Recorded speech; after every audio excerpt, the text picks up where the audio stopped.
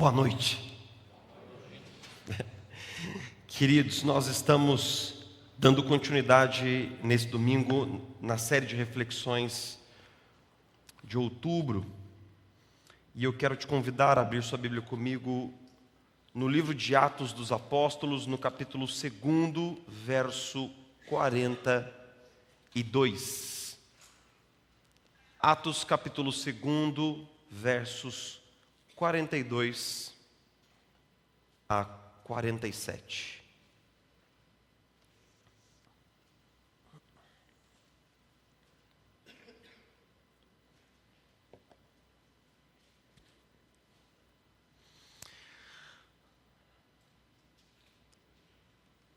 Livro de Atos dos Apóstolos, capítulo 2, versículo 42, o texto diz assim: eles se dedicavam ao ensino dos apóstolos e à comunhão, ao partir do pão e às orações.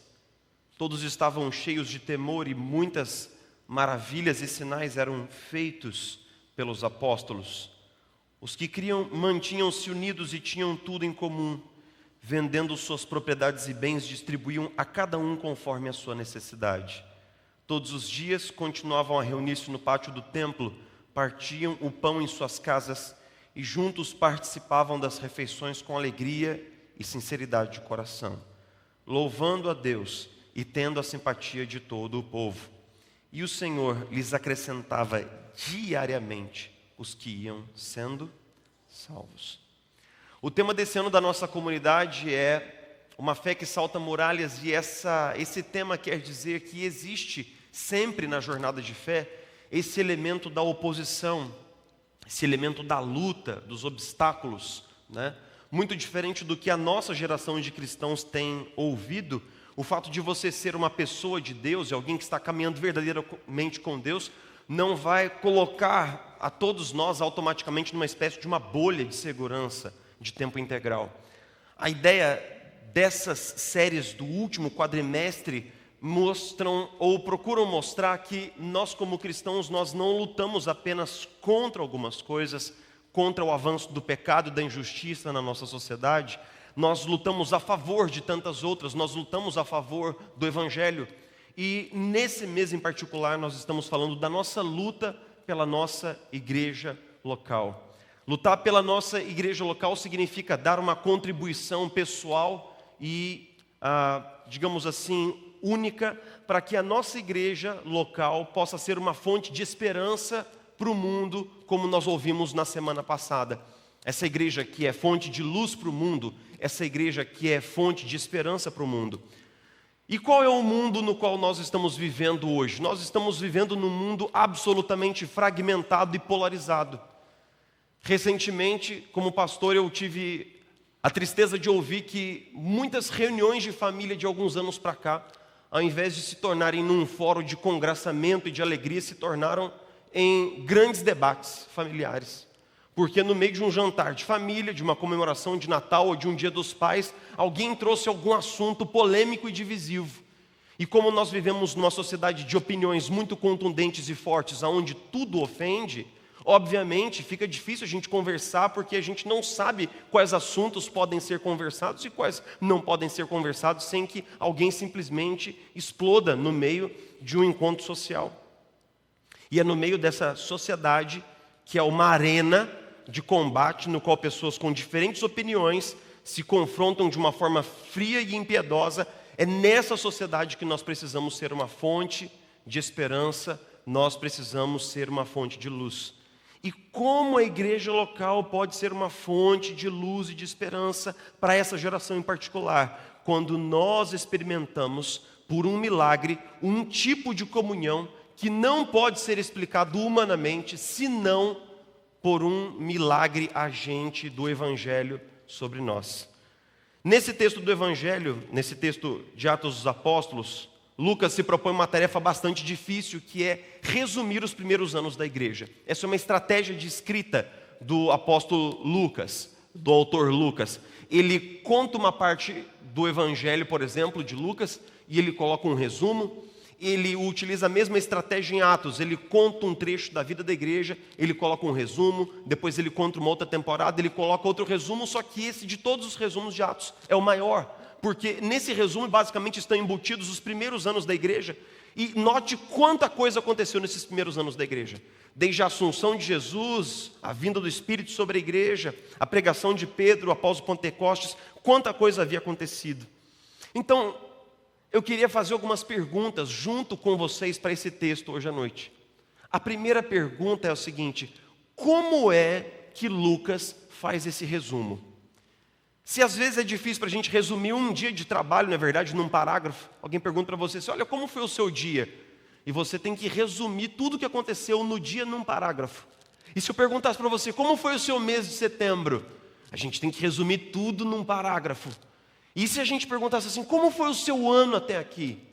Note que Lucas está se propondo uma tarefa muito difícil. Ele quer sintetizar em poucas palavras os primeiros anos da vida da igreja. E é lógico que quando a gente resume alguma coisa, a gente coloca algumas coisas de fora, e aquelas coisas que entram no resumo são as coisas que nós entendemos como sendo as mais importantes, né?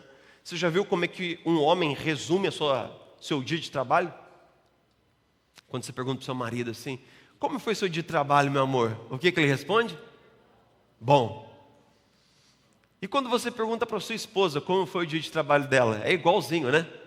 Mas nossa, eu não acredito, eu topei com a Márcia saindo aqui de casa, e aí a Márcia mudou de cabelo, e a amiga da Márcia que é a Josefa e tal, não sei o que, né? É difícil resumir, porque resumir significa sacar os eventos mais importantes e enfatizar aquilo que nós julgamos mais essencial. E como é que Lucas sintetiza ou sumariza os primeiros anos da igreja? O que ele acha importante destacar no seu resumo? O que as ênfases desse resumo teologicamente comunicam para nós? O que esse texto significa para nós hoje? E como nós podemos aprender com essa igreja? A primeira coisa que eu quero destacar é a seguinte: o versículo 42 ele é meio que o tema desse trecho aí. Ele fala assim: eles se dedicavam, e então Lucas destaca 4 coisas: ensino apostólico, comunhão, partir do pão e a uma vida de oração. O termo se dedicar aí, ele é um termo no grego que significa se devotar, enfatizar, colocar em extrema importância alguma coisa. Então Lucas está dizendo, eles se devotavam ao ensino apostólico, à comunhão, ao partir do pão e às orações. Quando eles se devotavam, quando eles se dedicavam com toda a fidelidade ao ensino apostólico, significa dizer que essa igreja, ela entendia a necessidade daquilo que nós estamos fazendo aqui agora, que é abrir a palavra de Deus, expor a palavra de Deus, entender a palavra de Deus. A segunda coisa é que essa igreja se dedicava muito à comunhão, e a palavra que acontece aqui é uma palavra conhecida de todos nós, que é a palavra koinonia. Essa palavra koinonia é traduzida para nós como comunhão, mas ela é um termo muito mais musculoso no grego, porque ela significa uma espécie de uma dedicação de uns para com os outros, uma espécie de uma fidelidade, um comprometimento de uns para com os outros. Essa igreja se dedicava ao partir do pão, que tanto significa aquilo que nós estamos fazendo hoje, oficiando a mesa do Senhor, quanto partindo o pão de casa em casa, como nós vemos no versículo 46, e obviamente eles oravam juntos. Todos esses 4 elementos, eles são detalhados na vida da igreja, nos versículos 43 até os 47. Mas ainda assim eu quero fazer alguns destaques, porque eles experimentavam essa comunhão, eles experimentavam essa unidade no qual uns cuidavam uns dos outros materialmente falando. E então no versículo 46, o autor diz que algumas coisas aconteciam na vida da igreja primitiva todos os dias. Todos os dias. Todos os dias eles se reuniam no templo, todos os dias eles partiam pão nos lares, todos os dias Deus acrescentava pessoas que estavam sendo salvas. Eles se reuniam no templo todos os dias, eles se reuniam nos lares todos os dias, eles experimentavam novas pessoas sendo atraídas para essa comunidade, incluídas e salvas todos os dias. Talvez essas 3 expressões elas possam ter ficado um pouco assim no campo da familiaridade para nós. Mas pense no que Lucas está dizendo. Quando você fala assim, Lucas, manda um áudio para mim de até 1 minuto no WhatsApp, para eu não precisar ouvir no 2 vezes a velocidade. Manda um áudio de até 1 minuto no WhatsApp, falando sobre como foi os primeiros anos da igreja primitiva. Ele vai dizer assim, essa igreja estava profundamente arraigada na palavra, essa igreja vivia uma comunhão muitíssimo intensa, e na comunhão eles partiam o pão e eles oravam juntos. João Crisóstomo, fazendo um apanhado da vida da igreja, em especial sobre esse texto, diz o seguinte: Lucas destaca 2 virtudes essenciais da igreja primitiva: a perseverança na doutrina e a comunhão cristã. O que é que Lucas está destacando e enfatizando aqui no seu resumo? A maneira como a igreja primitiva lutou intensamente pela comunhão e pela unidade da igreja. E nesse sentido, esses ajuntamentos menores dos crentes foram essenciais para isso, porque eles se reuniam no templo, mas eles se reuniam nas casas também. Lembre-se que nós não temos um grande número de templos públicos cristãos sendo construídos até o século III. Ou seja, durante boa parte do período da igreja primitiva, os cristãos eles se reuniam nos lares em grupos muito menores, uma vez que a igreja já era composta de milhares de pessoas, e um lar tipicamente judeu naquela época não comportaria mais do que 15 ou 20 pessoas, numa sala mais ampla. Então essas pessoas se reuniam em pequenos grupos, e em pequenos grupos eles estudavam a palavra, eles oravam juntos, e eles viviam uma intensa comunhão cristã. Uma outra pergunta que nós fizemos para o texto no início da nossa reflexão aqui é a seguinte: o que isso significa teologicamente para nós? O que essa ênfase na comunhão cristã e na unidade da igreja significa teologicamente para nós? A gente pode ler esse texto e nós cristãos, nós às vezes cometemos alguns erros lendo a Bíblia, erros comuns, mas um deles é idealizar e romantizar o texto. Então, quando nós lemos Atos 42, falando que as pessoas elas vendiam seus bens e elas comungavam de uma profunda comunhão ao redor da mesa, nós imaginamos um climão de amizade na igreja. Nós falamos, cara, essas pessoas elas se davam bem, eles eram amigos de longa data, havia um clima de amizade na igreja. A gente entende esse texto dessa maneira, mas não é isso que o texto está dizendo. É como se nós disséssemos assim: nós vivemos em uma sociedade polarizada, cheia de opiniões diferentes, com pessoas com posturas e ideologias diferentes, mas lá naquele tempo não era assim, eles não eram tão polarizados assim, eles não eram uma sociedade tão fragmentada assim. Meus irmãos, eles eram, e talvez tanto quanto nós. Existiam partidos políticos diferentes, existiam partidos religiosos diferentes, abordagens doutrinárias diferentes, costumes diferentes, comidas diferentes. Nós estamos falando de pessoas que eram absolutamente diferentes, mas que baixaram suas armas, que estenderam bandeira branca e que cultivavam uma comunhão cristã, porque elas reconheciam que aquilo que elas tinham em comum era mais importante do que aquilo que elas tinham de diferente. O que o texto está dizendo é que essa comunhão cristã era um milagre concreto do fato de que Jesus havia morrido por essas pessoas, havia reconciliado essas pessoas com Deus, mas também havia reconciliado essas pessoas umas com as outras por meio do sangue de Jesus. O texto está falando para nós de alguma coisa que não acontece humanamente, de que não acontece por osmose, não acontece sem um agir poderoso de Deus. Lucas não está apenas dizendo que a igreja primitiva tinha um clima de amizade.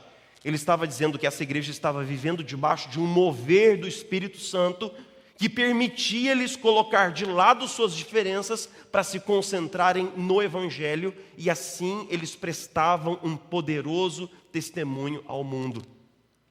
Quando as pessoas ao redor da igreja viam como eles viviam, essas pessoas eram atraídas pelo mistério da comunhão cristã. O texto diz assim, que eles tinham a simpatia de todo o povo. Quer dizer que as pessoas olhavam para eles com um certo respeito e falavam assim, cara, aquelas pessoas lá são diferentes. Existe alguma coisa rolando lá, porque eles estão se entendendo lá de uma maneira que nós não conseguimos fazer aqui. E atraídas por essa simpatia, essas pessoas aprendiam sobre Jesus e sobre o poder reconciliador do Evangelho.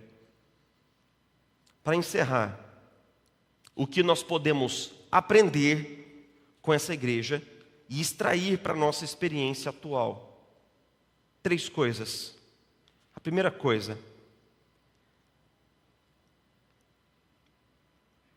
quando eu era jovem na igreja, não que eu não seja jovem hoje, mas quando eu era jovem na igreja, 24, 25 anos atrás, não existia o termo desigrejado. Isso não existia. Foi quando eu terminei meu seminário, nos primeiros anos de pastorado, esse termo começou a aparecer nos Estados Unidos. Nós, obviamente, vimos ele acontecer aqui. E nos últimos 10 anos, quem são os desigrejados? Eles são o movimento espiritualista de maior crescimento em todo o Ocidente. Existem mais pessoas saindo das igrejas agora do que pessoas sendo batizadas e incluídas em nossas comunidades.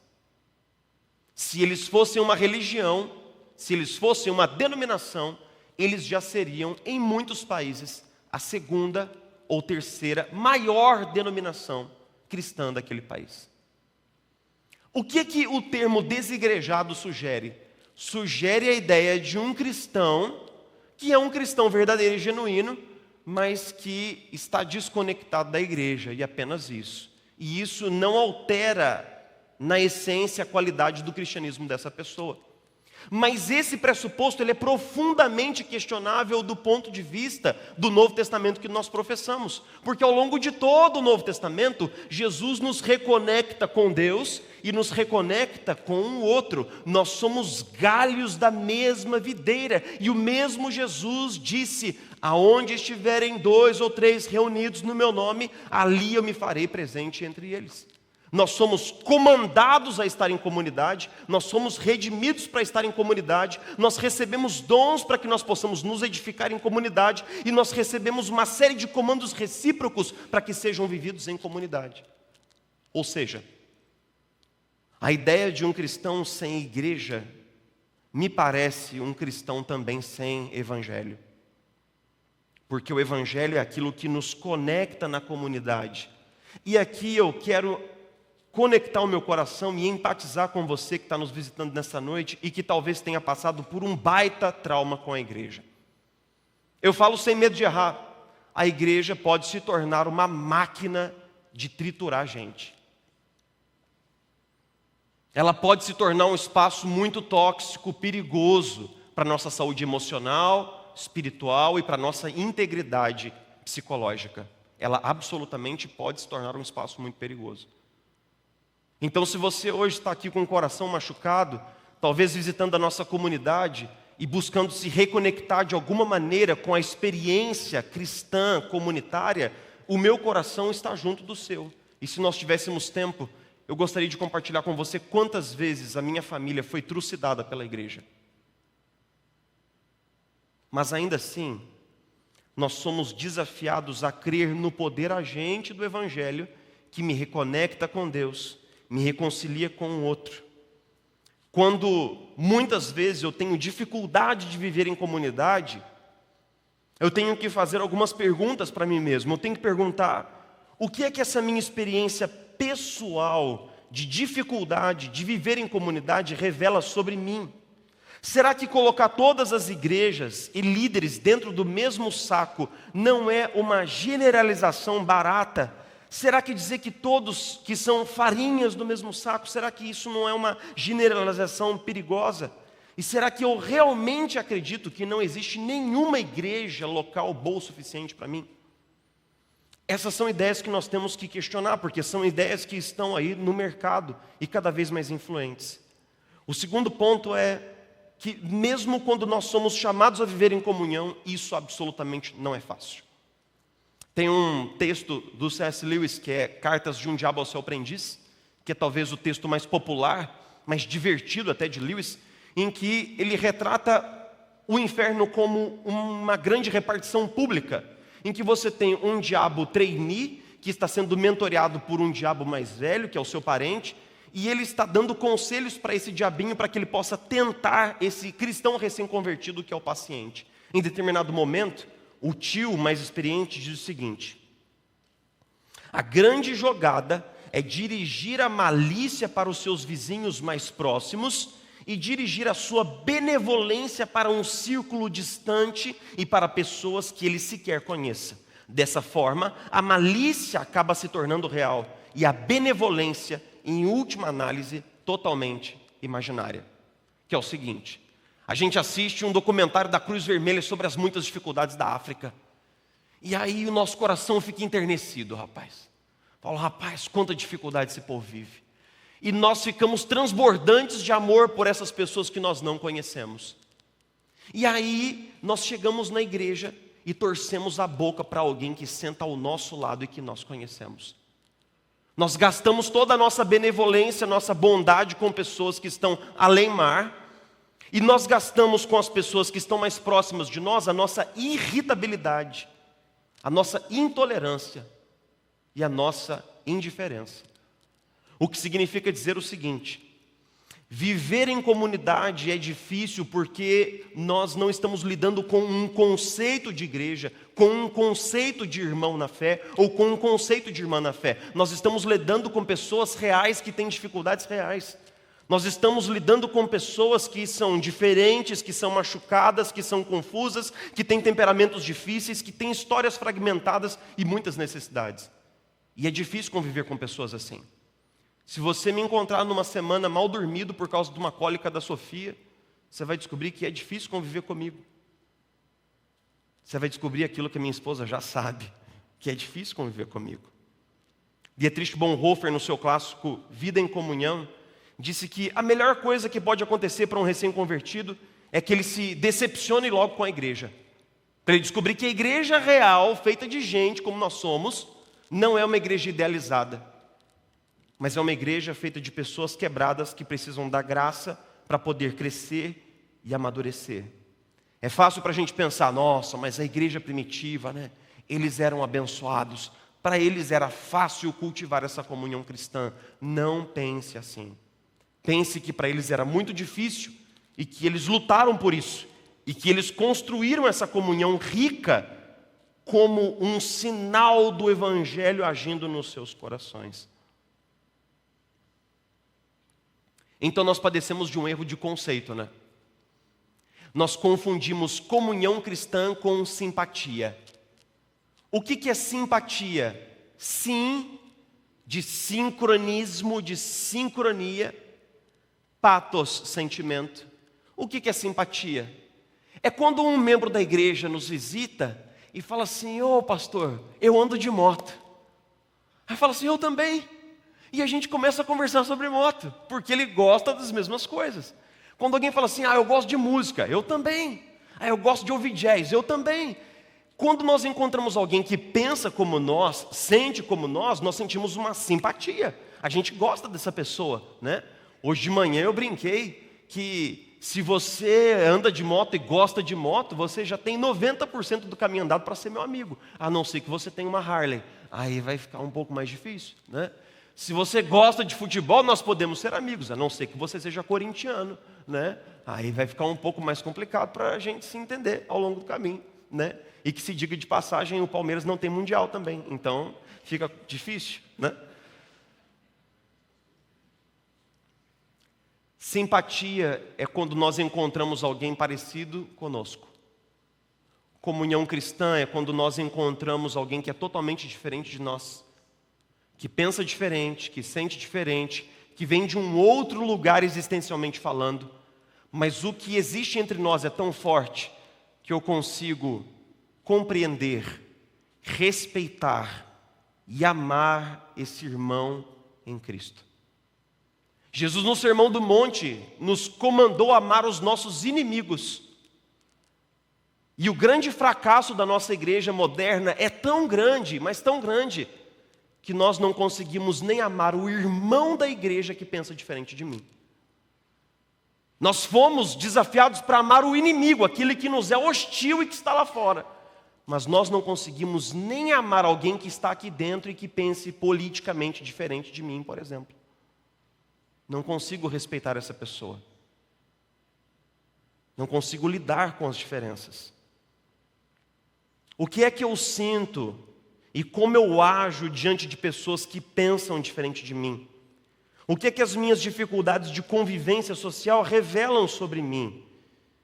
É mais fácil pensar que todo mundo tem problema comigo.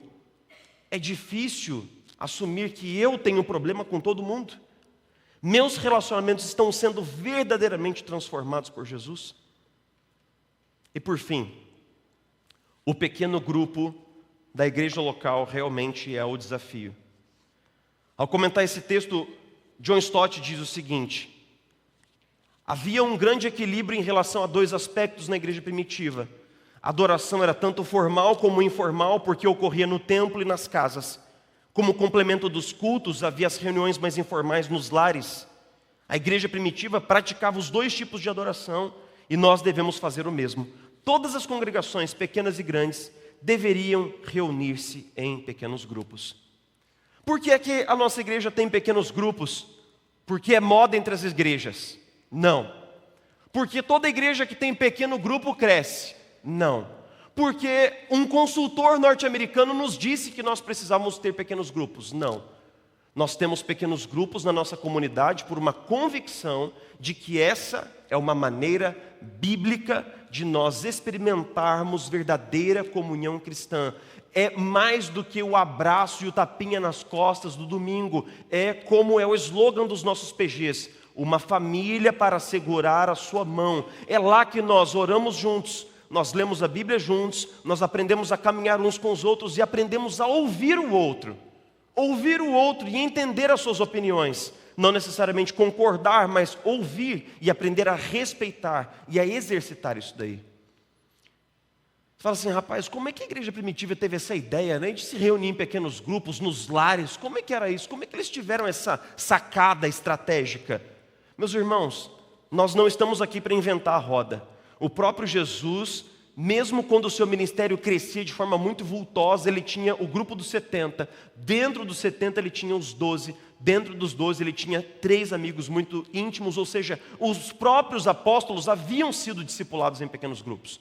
Eles mesmos estavam ajuntados em grupos menores, onde eles eram acompanhados e supervisionados por Jesus. Nada mais natural do que quando chegou a vez deles de liderar, de que eles entendessem que a casa era um ambiente onde o discipulado poderia e deveria acontecer. E eles fizeram isso de maneira estratégica.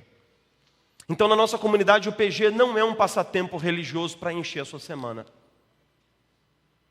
O PG não é o lugar para onde nós vamos para ter agenda religiosa durante a semana.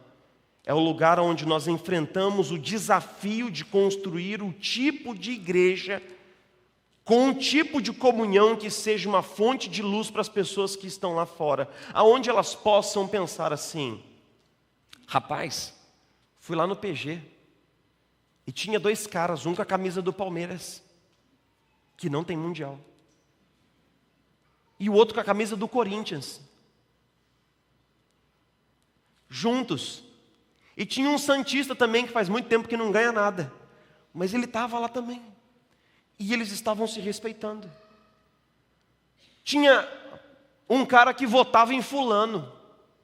Não vou mencionar nomes, porque quando menciono os nomes parece que eu estou falando um palavrão aqui do púlpito. Tinha um cara que votava em fulano, mas tinha um cara também que votava em ciclano. E eles estavam lá, e eles estavam se respeitando. Quando nós formos o tipo de igreja que aquilo que nós temos em comum é mais importante para nós do que aquilo que nós temos de diferente, aí sim nós vamos ser o tipo de igreja que é como um farol para o mundo. O que é que Jesus disse? Amem-se uns aos outros, porque quando vocês se amarem como eu vos amei, então o mundo saberá que vocês são meus discípulos. Mas quando uma sociedade fragmentada olha e vê uma igreja fragmentada, ela pensa: Eles são exatamente como nós. Nós temos o chamado para sermos diferentes. Diferentes no respeito, no amor, na cordialidade. Um dos textos que pode quase que esmagar o nosso coração é o texto no qual, já tendo sido arrastado para fora da muralha de Jerusalém, Jesus foi brutalmente encaixado sobre a madeira da cruz, e aqueles soldados estão manipulando objetos, martelos e pregos diante dele. E Jesus observa. Jesus vê toda aquela agitação de pessoas se mobilizando para crucificá-lo. E naquele exato instante, Jesus faz algo impensável. Ele se coloca no lugar dessas pessoas que são seus executores. E Jesus tem o seu coração tocado de misericórdia por essas pessoas, a ponto de se preocupar com elas e de se dirigir a Deus dizendo assim: Pai, perdoa essas pessoas aqui, porque elas não têm a menor noção do que elas estão fazendo. Esse texto é tão radical porque Jesus está sendo crucificado, mas ele é capaz de se colocar no lugar dos seus executores e de pensar que coisa terrível eles estão fazendo, porque eles estão matando o autor da vida e eles não sabem disso. Eles não sabem disso. Jesus chega a se preocupar com essas pessoas e pede por elas a Deus. Pede diante de Deus para que elas sejam perdoadas e para que aquele pecado não seja contado. Nós fomos convocados para amar os nossos inimigos. E nós não estamos conseguindo amar as pessoas que se sentam ao nosso lado todo domingo. Enquanto nós não superarmos este obstáculo, nós não conseguiremos ser o tipo de igreja que brilha como uma forte luz no tempo de escuridão. E que o Senhor mesmo Jesus, gracioso, nos ajude. Que o Senhor mesmo constranja o nosso coração. E que o Senhor mesmo nos lembre que tudo o que fizermos como igreja local será nulo e vão se não houver amor verdadeiro entre nós. Amor do Senhor vivendo em nós. Senhor, tem misericórdia de nós. Nós vivemos num tempo, Senhor Jesus, de tantos enfrentamentos, de tanto sentimento divisivo. Um tempo no qual o outro, aquele que é diferente, é visto como uma ameaça à minha individualidade e à minha identidade. Mas, Senhor, nos capacita para que, como uma igreja construída sobre o Evangelho, que reconcilia, o Evangelho que destrói muros de separação, como uma igreja construída sobre o Evangelho, o Senhor nos dê a elasticidade necessária para acolher, respeitar e amar as pessoas que o Senhor trouxer para a nossa vida. Senhor, nós abraçamos desde o primeiro dia da plantação da nossa comunidade o slogan "Uma igreja feita de gente".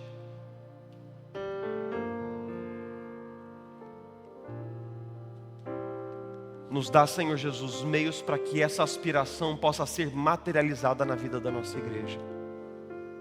Que nós possamos aprender a abraçar, a nos preocuparmos, que nós possamos entender que toda pessoa que chega aqui no domingo está vindo de uma luta, de uma batalha, que ela precisa ser amada, cuidada, protegida, corrigida na palavra. Mas nos dá, Senhor Jesus, a força espiritual que nós absolutamente não temos para sermos uma igreja amorosa, misericordiosa, unida no vínculo do Espírito diante de um mundo tão fragmentado e machucado. Nos ajuda, Senhor, se existe um ódio abundante na nossa sociedade, que nós possamos ser uma voz de amor, de misericórdia e de reconciliação para todos aqueles que estão à nossa volta. Nos capacita, Senhor, nos capacita, em nome de Jesus. Amém.